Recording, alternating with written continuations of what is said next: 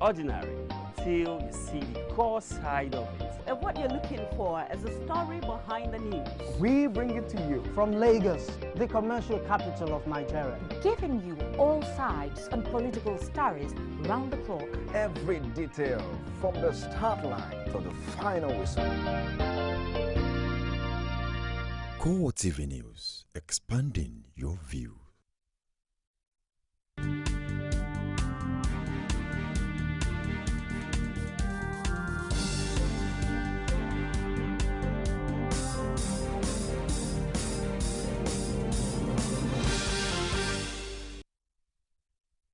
Hello and welcome to CoreTV News at 7. I am Frank Omalape, and here are some of the stories filing at this time.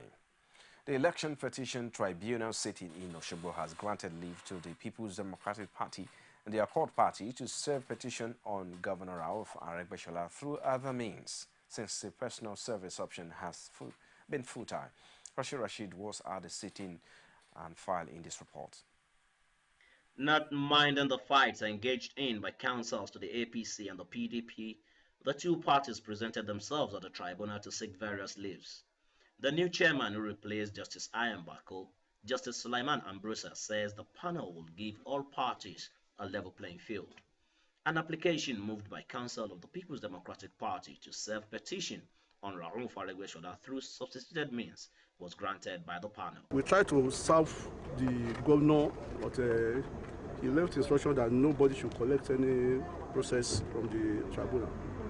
So we had no choice than to pin an application for the purpose of getting him served by substituted means, which we did and which the court graciously granted. So the petition is now going to be posted at the entrance of the government house.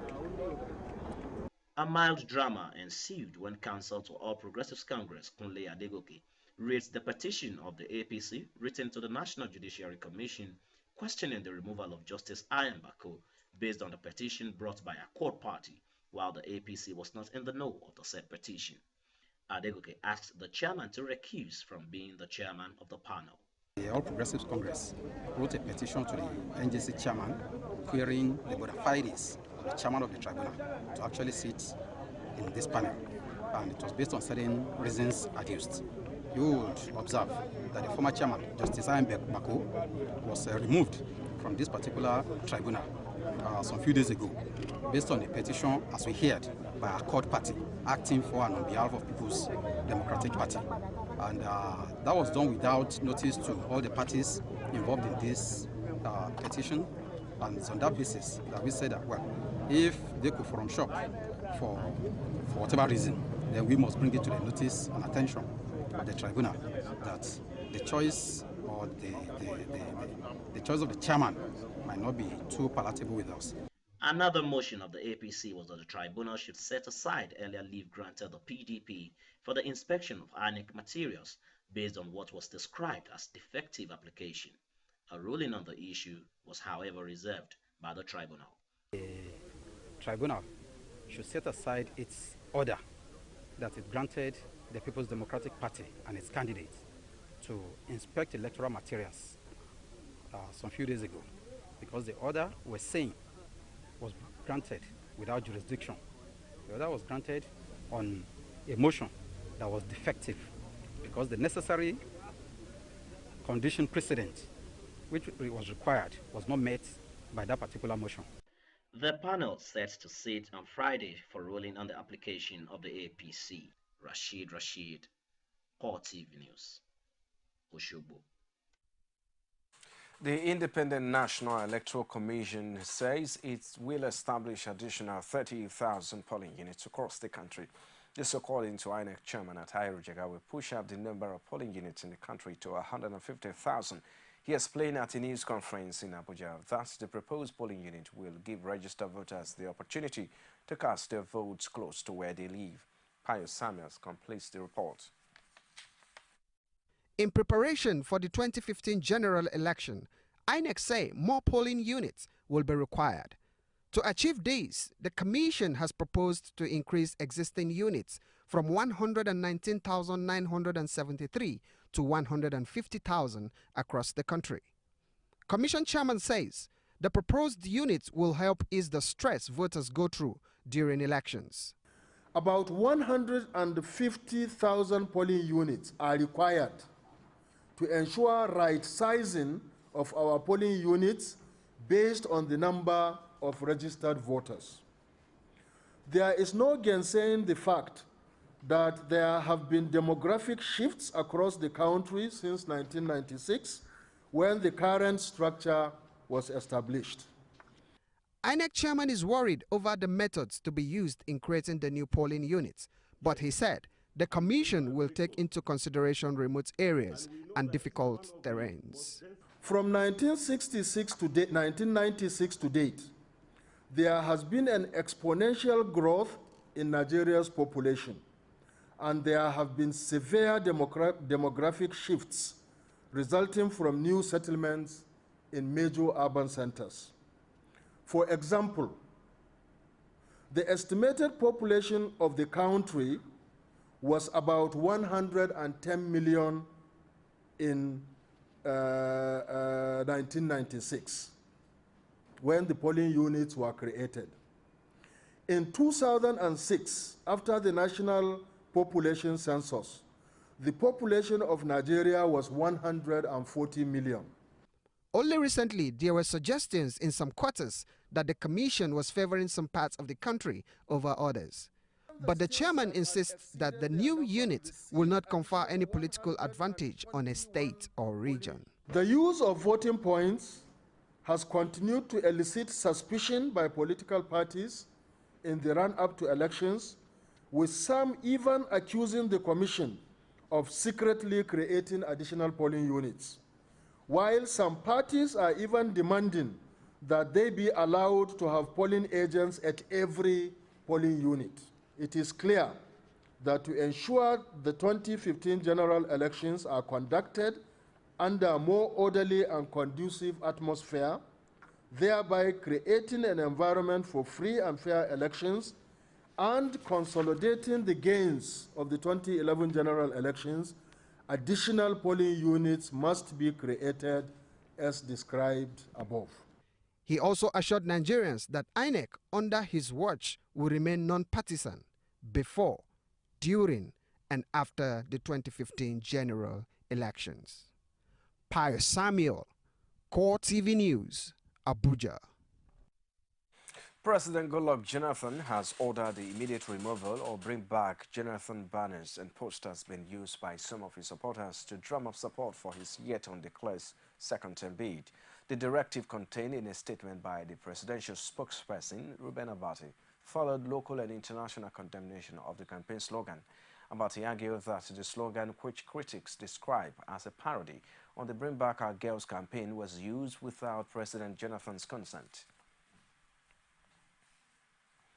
Ondo State Governor Olusegun Mimiko maintained that he would back President Goodluck Jonathan for a second term whenever he declares his intention. He made this known during a brief chat with journalists after the party's National Executive Council meeting in Abuja. Is it true that you are going to defect or you're defecting something? If I'm going to defect, it won't be rumors. It will be clear, it will be stated, and the reasons will be given. Has the president declared that he's going to run? If Jonathan is going to run, I guess he's going to run, I will support him. Still in Abuja, where the military retired personnel on Wednesday staged a peaceful protest in Abuja to demand payment of their pension arrears. The ex-servicemen also vowed to disrupt the 2015 elections if the status quo remains. They, however, got assurance from the Minister of State for Defense, Musiliu Obanikoro, that the matter will be resolved soon. The report.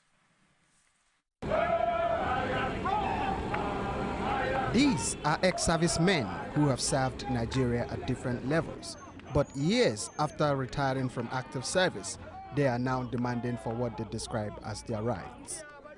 They are determined to get what rightfully belongs to them and have decided to hold a peaceful protest, the third this year. These men are keen to go all the way to press home their demand.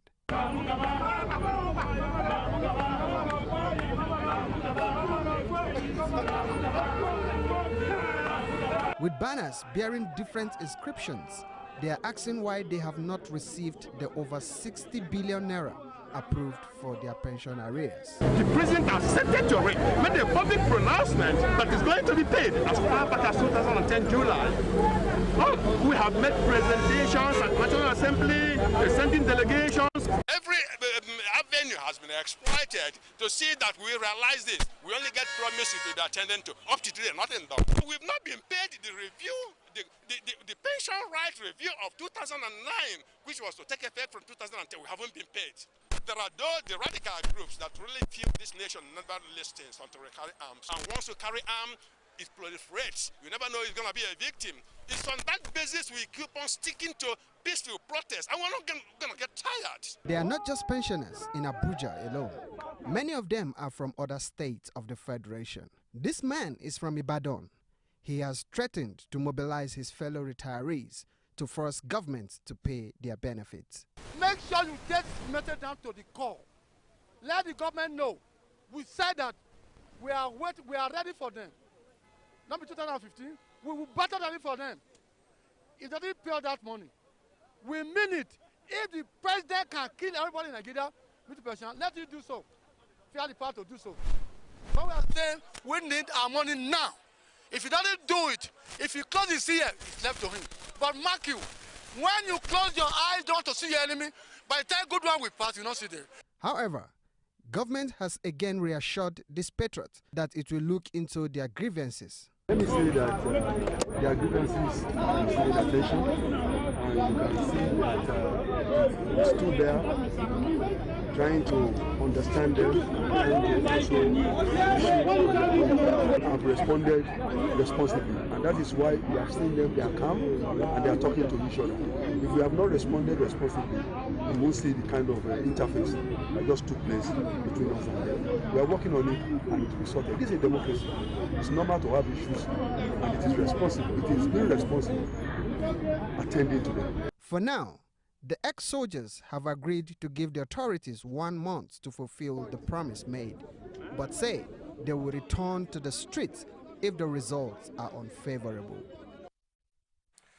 Enduring development will continue to be a mirage without any meaningful borrowing. Lagos State Governor Babatunde Fashola made this known after inspecting the ongoing light rail project in Igamo area of the state. Abiola Oluwole was there. His report is presented from our studios. The Debt Management Office recently published the debt profile of state in the country, placing Lagos as a state with the highest borrowings in Nigeria. Speaking to journalists after the inspection of the Lagos Light Rail project in Igamo, Fashola says the borrowings are approved by the federal government. The first bond that was taken during my tenure has been paid, the first tranche. I think the next one will fall due around 2016 or 2017. We are already making provision. The provision that will be there will be in excess of what will be needed to pay it. I've been to the House of Reps to say that we have a loan application with the World Bank for $600 million. We are the only sub-national, right, in Africa that has benefited from such a facility. Only Lagos. He stated that the loans are used to power ongoing infrastructure developments in different parts of the state. Where is the money going? This is where the money is going.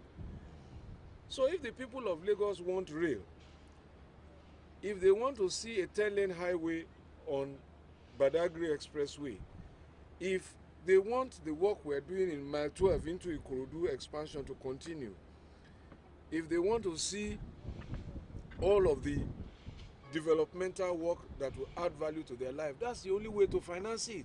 The visit is part of effort at evaluating the pace of work on the light rail project.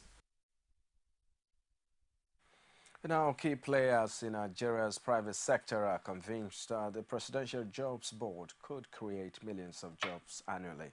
This is in response to the challenge thrown by President Goodluck Jonathan at the inauguration of the 31-member board.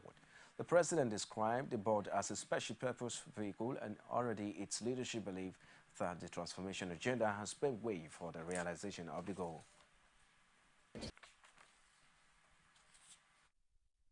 So there are three things. One is, I like what Mr. President said, that every Nigerian deserves the dignity to work.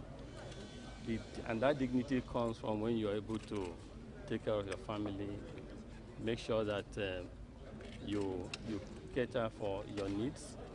And what Mr. President has done is in line with what is done everywhere in the world. Recently, United Nations launched a new MDG for the next 15 years, and they are partnering with the private sector. So to us in the private sector, we're encouraged by this. Second point is seeing the transformation efforts of this government in almost all sectors: power, ICT, mortgage sector, housing mortgage sector, oil and gas sector.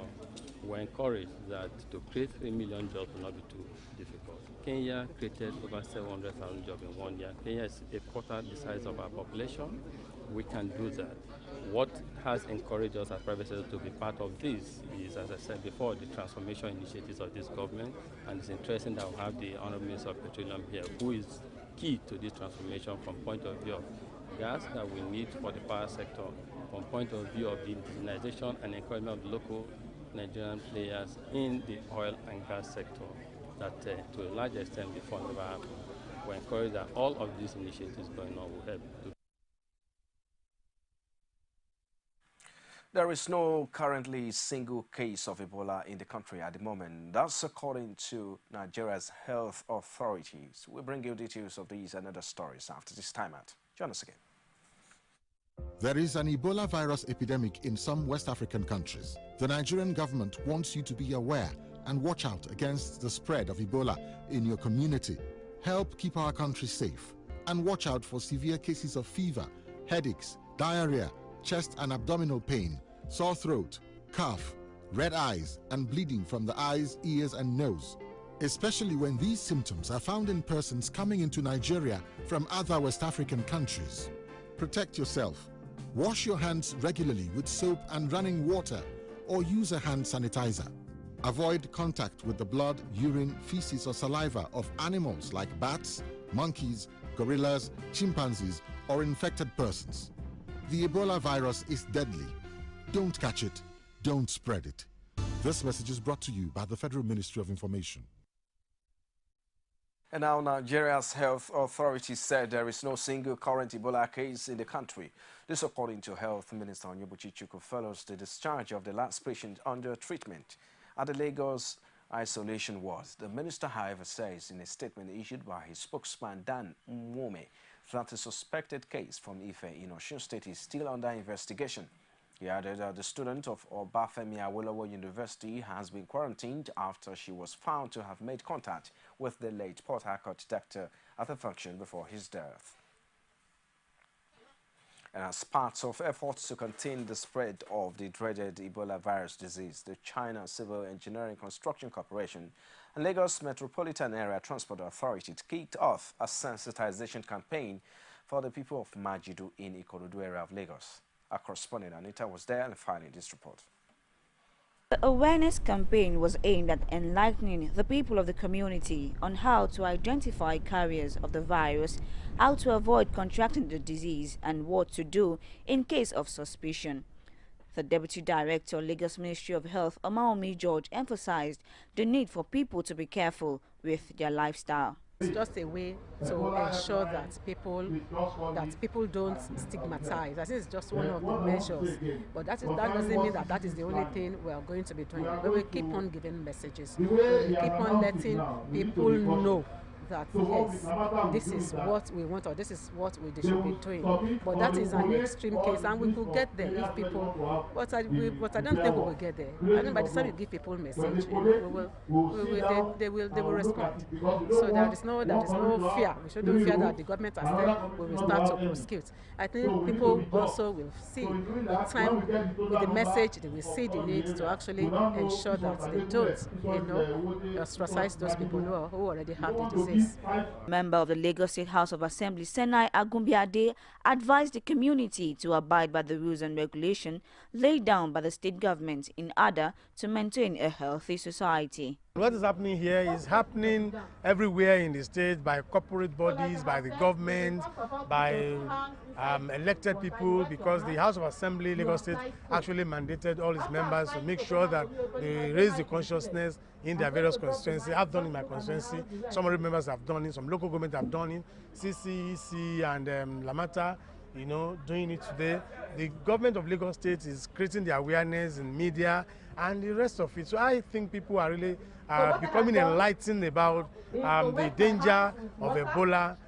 However, the Lagos manager, Lagos Metropolitan Area Transport Authority, represented by Kayode Taiwo, stated the importance of the awareness campaign. What we're trying to do here is to sensitize the community along the corridor of Mile 12 to Ikoyi, where we are having the BLT expansion project to sensitize them against the Ebola virus disease, to train them as it were, or teach them what to do and what not to. The Baale of Owutu, Joseph Aluko, refused to be outdone. The people like the campaign, though we come to the CCC's compound, but I feel if this thing could be taken to the community, right away, it will be better. People feel this place is not conducive for them because it's too far to their community. The gathering hails the campaign and recommends it for the benefit of other communities in the area. Anita Fatunji, CoreTV News, Lagos. Yeah, you're watching CoreTV News at 7. We'll take a short break. We'll bring you more stories outside Nigeria. Stay with us. You can now watch CoreTV News live from anywhere in the world on our website www.coretvnews.com. Click on Live TV on our website and watch us live. And welcome to CoreTV Primetime News. To follow us on Twitter, click on Twitter icon on our website. On Facebook, click on the Facebook and YouTube to see all our previous news production. You can also watch us live on YouTube. Click CoreTV, leave a space, then News. CoreTV News, a 24-hour news station. It's still CoreTV News at 7 now outside Nigeria. Evidence suggests that Pistorius genuinely believed his girlfriend Stinkam was still in the bedroom and that the person in the bathroom was an intruder, although that is irrelevant to the case, says Masipa. Pistorius sat crying as the judge began reading the lengthy verdict. The Olympian's trial in the death of his model girlfriend started 6 months ago, transfixing the world with graphic details of how he fatally shot Stinkam.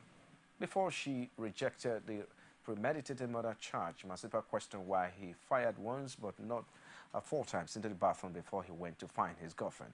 Masipa says the intention to shoot does not necessarily mean the intent to kill. Shortly before, Masipa cast out and witness testimony and said she believes media coverage contaminated testimonies. And finally, U.S. Secretary of State John Kerry has reassured Iraq's new leader that there will be an international strategy to defeat Islamic State militants. Kerry on the Middle East tour says U.S. President Barack Obama will outline the strategy later.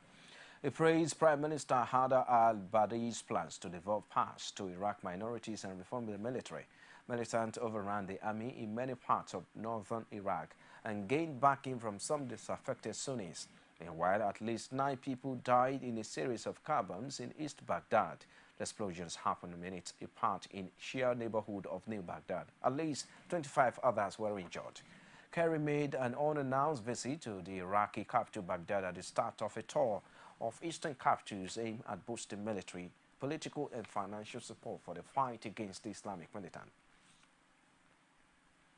Well, and that does it for CoreTV News at 7. Many thanks for watching. I am Frank Omalape. Don't forget, join us at 9:45 p.m. for our primetime bulletin. Bye for now.